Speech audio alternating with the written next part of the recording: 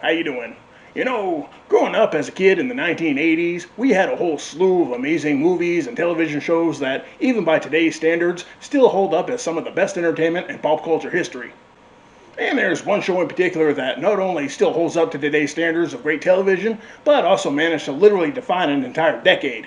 And of course, I'm referring to none other than the great Miami Vice. A program that not only perfectly encapsulated the 1980s, but also changed the course of television police dramas forever. I mean, Miami Vice literally paved the way for other high quality and edgy TV cop shows like NYPD Blue, Homicide, Life on the Street, The Commish, New York Undercover, 21 Jump Street, The Wire, and The Shield. Not to mention being the inspiration for the hugely successful video game Grand Theft Auto Vice City.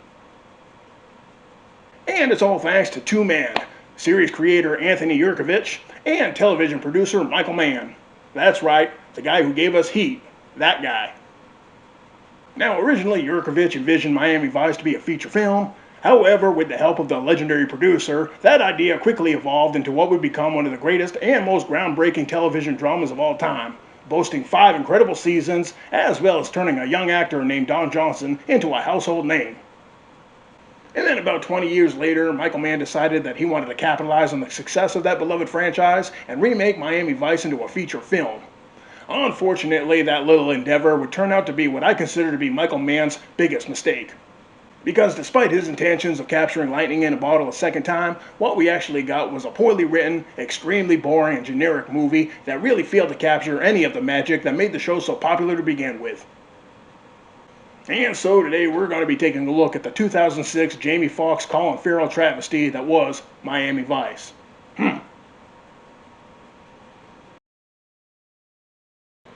So the movie begins with our boys from Vice, Sonny Crockett and Rico Tubbs, checking out a local Miami nightclub.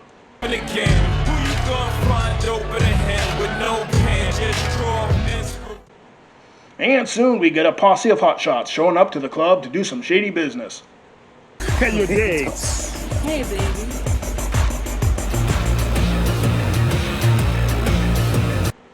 And Crockett and Tubbs are just not having it.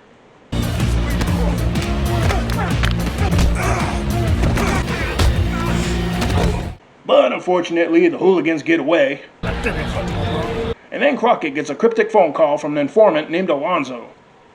Take care of Leonetta for me. I gave up nothing on you. Alonzo, what are you talking about? I'm falling by the house, and then I'm gone. So Crockett and Tubbs hit the road to try and find Alonzo. Across town, some undercover feds find themselves in some deep shit when a deal with the cartel goes south. How long have you been working with the FBI?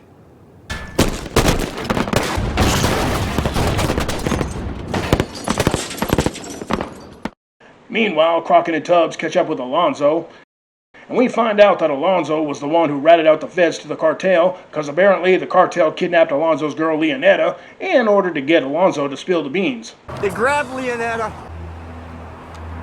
And then Alonzo finds out that the cartel killed Leonetta anyway. Then I'm gone. They said they wouldn't hurt. They lied. And poor Alonzo, well, he doesn't really take the news so well.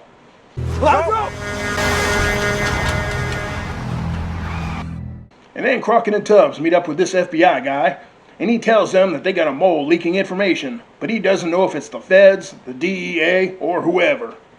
So he wants Crockett and Tubbs to help him find out who it is by going undercover as a couple of dope runners. What does he need? Money laundering, transport? Transport. Okay. Do we run an undercover and who's a hero? And so our boys get right to work, busting into a random warehouse and stealing a shitload of drugs.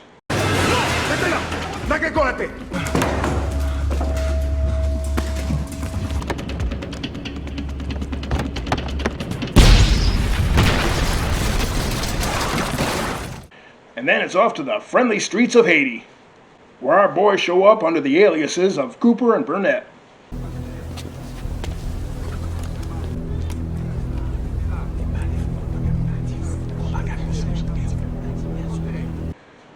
And they meet with this gentleman named Jose Hierro, who's considering using Cooper and Burnett's services to run some merchandise to the States. But how I know if you any good at this shit? How much volume you do? Whose product you move? Who you work with? Other than Nicolas, who the fuck knows you? And we don't talk about who we work with. We didn't come down here to audition for business. Business auditions for us. We can close each other's eyes right now real fast. Then ain't nobody gonna make no money. And so, after the go-ahead from the boss man Jesus, In all matters, when you work for me, you must do exactly what you say you will do. I look forward to our doing more work together. Whether we do or do not, it is unlikely that we will meet again. Sonny and Rico swing over to Colombia to pick up the cargo before heading back to Miami.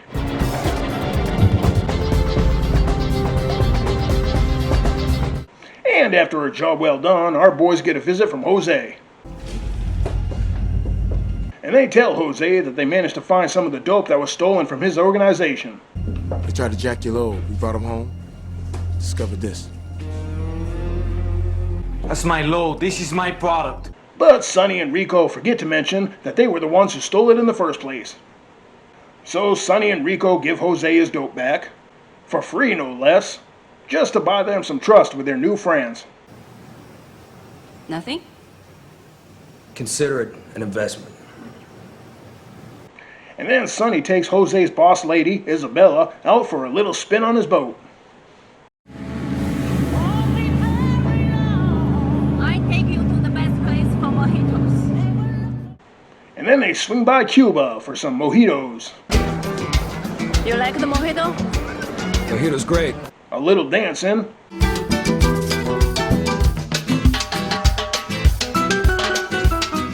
And some sexy time.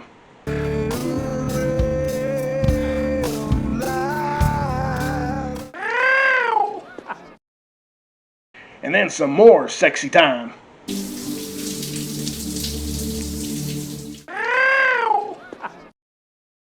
Sonny then suggests that Isabella should take him and Rico on as partners in their little organization for a cut of the profits. It is because Sonny and Ricardo can deliver to me what no one else can. We guarantee loads. 17. But boss man Jesus may have other ideas about that.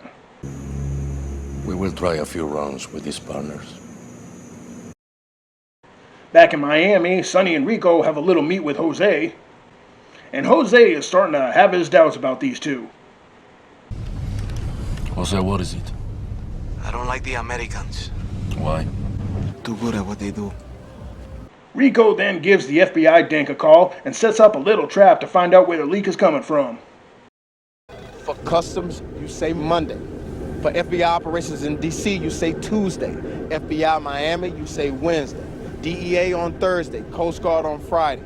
You keep it classified, keep it discreet, keep it out of interagency communication.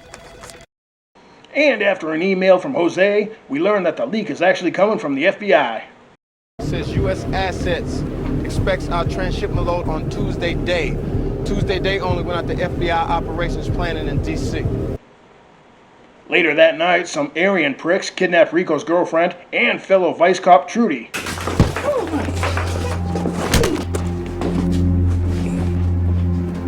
And they're willing to trade her for that cargo Rico and Sonny are running. You have 15 minutes to make it to the First Avenue Bridge. When you're there, I'll call you with the exact drop point. And then we soon learn that old Jose is behind it all. It's me. We're on. And so now the Vice Squad is off to rescue Trudy. Sonny and the others manage to track down Trudy to some shithole trailer park.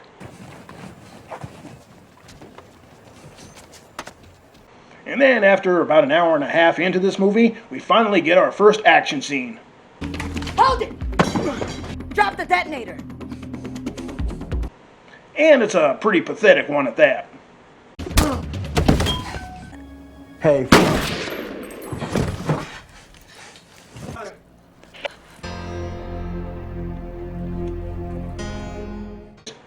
And just as they're about to get Trudy out, our boy Jose is like, nah.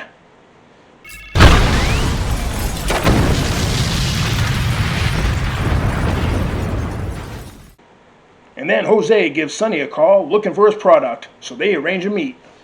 You got my product, man. You got my money. That's right. Okay, man, let's do this. But first, Jose goes and kidnaps Isabella to use as leverage or some shit. You're all mine now. So Sonny and Rico go to meet with Jose. After work, she and me go catch a movie and grab a bite. When I get tired, I throw her away. And after Sonny gets Isabella to safety, all hell breaks loose and the obligatory shootout ensues.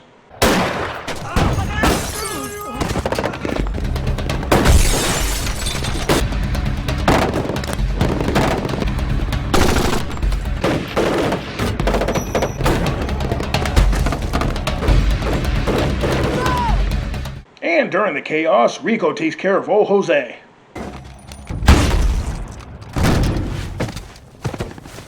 Meanwhile, Isabella finds out that Sonny's actually a cop. And then Sonny takes Isabella, and they head off to some random safe house before he ships her ass off to Cuba.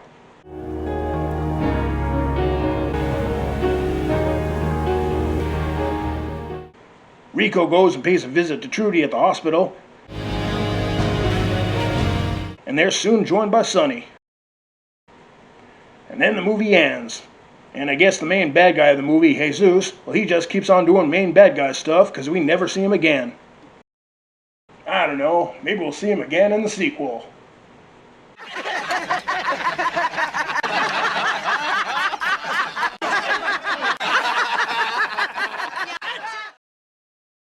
And that was Miami Vice. And all I have to say is, what the hell, man?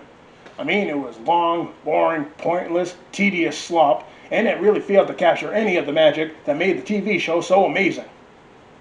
And the fact that this movie was written and directed by the same guy who gave us the show just completely boggles my friggin' mind. And pretty much the only thing that the movie and the show even had in common was that all the characters had the same names, and that was pretty much it. Like, it was friggin' bad. I mean, let's just take a few moments here to compare this movie to the show, just so we can find out exactly what went wrong. I mean, first and foremost, it's the time period that it took place in. Like, the TV show took place in the 1980s, and I think that's part of the reason why it was so cool, because between the fashion and the cars and the neon lights and Art Deco buildings of 1980s Miami, like, all of that combined is what really gave Miami Vice its own style. However, in the movie, it takes place in a boring, generic, modern-day aesthetic, completely stripped of all the style that the fans have really come to love over the past 4 decades. Another problem I have is that despite the fact that it's called Miami Vice, we really don't even see a whole hell of a lot of Miami in this. I mean, they spend more times in places like Haiti or South America or friggin' Cuba. And every time we do go to Miami, it's always in the middle of the night and we can't see jack shit. And all you really get to see are generic locations like a friggin' harbor or dumpy-ass trailer park that could literally take place in any part of the country. So if you actually thought you'd get to see Miami in a movie that's called Miami Vice, well, you'd be dead wrong. Another travesty of this film is the complete and utter lack of humor. I mean, don't get me wrong, it's not like the show was a friggin' comedy or anything, but every so often we did get some moments of humor and levity that I feel really helped out to round out the show. And in the movie, we literally get none of that. I mean, would it have killed you to throw in a couple of jokes here and there to maybe lighten the mood once in a while? Maybe even give us an appearance from Izzy Marino? I mean, hell, I would have taken a 10-second cameo from friggin' Noogman. But nope, completely humorless. Which I think is actually kind of weird considering that one of the main stars of this film, Jamie Foxx, actually used to make a living by being funny.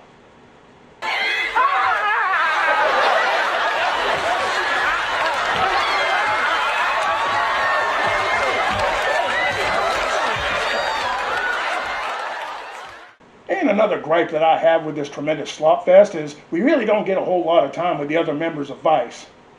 I mean, yeah, granted, Crockett and Tubbs are the main characters of the movie, so they're going to get most screen time.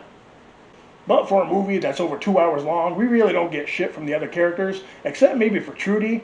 But aside from her, we really don't see a whole hell of a lot from either Gina, or Switek, or Zito. And even when Castile shows up, he doesn't have shit to do. and I think it's kind of a slap in the face to the fans of those characters. And another little gripe I have with this turd burger of a film is, where the hell's all the action? I mean, in the show, we had some cool car chases, we had fist fights, we had nice shootouts between the cops of Vice and some grimy drug dealers. But in this movie, we got to sit through an hour and a half before we even get our first action scene, which is boring as shit, followed by a generic paint-by-numbers shootout at the end of the film. And what really chaps my ass is that this came from the guy who literally gave us one of, if not the greatest shootout in all of cinema history.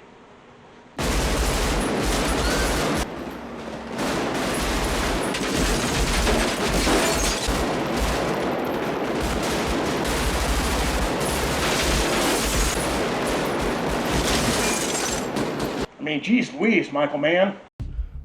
What happened? Your balls drop off?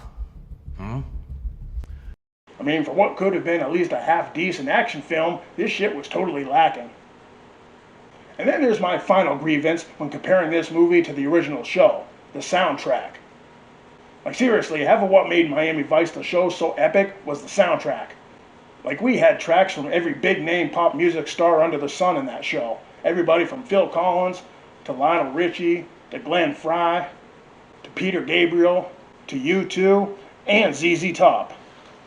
Like the soundtrack to Miami Vice was just as iconic as the show itself. However, in the movie, all we got was a generic and forgettable score composed by a generic and forgettable composer by the name of John Murphy. Like Michael Mann couldn't even be bothered to bring in Jan Hammer to do the music for the movie. You know, the guy who made all that iconic music for the show? Nope. Can't have anything good in this, I guess. Anyway, for whatever reasons he had, whether he wanted to bring a new flavor to a classic franchise and add some current day edginess to it, or if he just wanted to give us something new and exciting, I think that Michael Mann just totally dropped the ball on this one. Now, from what I've been led to believe, they are currently working on another Miami Vice movie, and from what I've heard, at least this one actually takes place in the 1980s, so I am a little bit optimistic that it won't be total dog shit. However, with that being said, I don't think they'll ever truly be able to replicate the amazingness that the TV show had. So I don't even know why they're even trying. So anyway, until next time, folks, see ya.